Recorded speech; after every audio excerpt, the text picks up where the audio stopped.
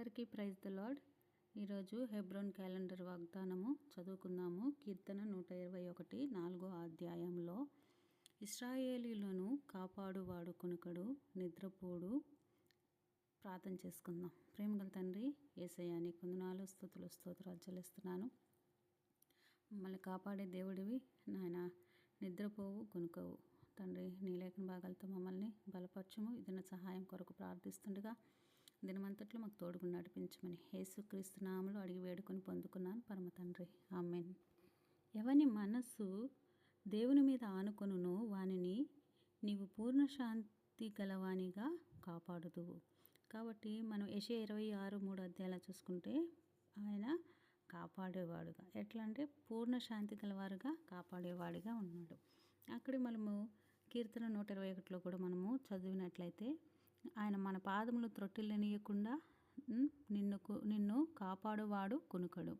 కాబట్టి ఆయన నిద్రించే దేవుడు కాదు, దివారాత్రములు ఆయన కాపు కాచేవాడిగా ఉంటున్నాడు. యెషయా 27లో మనం చూసుకున్నట్లయితే యెహోవాను నేను దానిని కాపు కాయుచున్నాను, ప్రతి నిమిషమును నేను దానికి నీరు కట్టుచున్నాను, ఎవడనూ దాని మీదకి రాకుండా దివారాత్రములు దానిని కాపాడుచున్నాను. కాబట్టి దివారాత్రములు ప్రతి నిమిషము మనల్ని కాపాడి మనల్ని భద్రంగా చూచుకునేవి ఎవరు అంటే, అంత అక్కర కలిగిన వారు ఎవరు అంటే కేవలం మన ప్రభు అయిన దేవుడు మాత్రమే.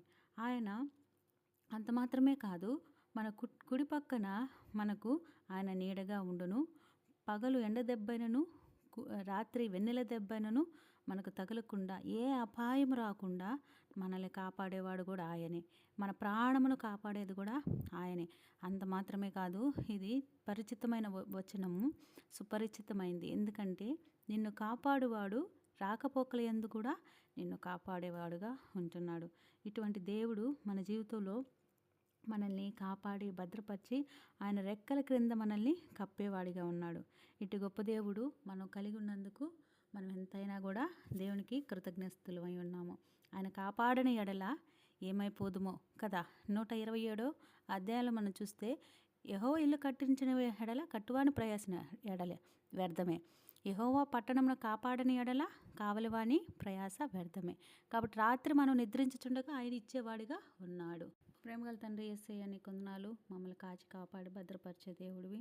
మేము ఏ ప్రయాస చేసుకున్న వ్యర్థమే ప్రభా. నువ్వు ఇవ్వని ఎడల, నువ్వు కాపాడని ఎడల ప్రభా, అందుని బట్టి నేను స్తుతిస్తూ ఈ దినమంతటి సహాయం కొరకు మమ్మల్ని నీ కృపలో భద్రపరచమని ప్రార్థిస్తూ యేసుక్రీస్తు నామములో అడిగి వేడుకొని పొందుకున్నాం పరమ తండ్రి, ఆమేన్. ప్రార్థనల కొరకు ఈ నంబర్కి ఫోన్ చేయండి, మీ కొరకు ప్రార్థన చేయబడును. Praise the lord.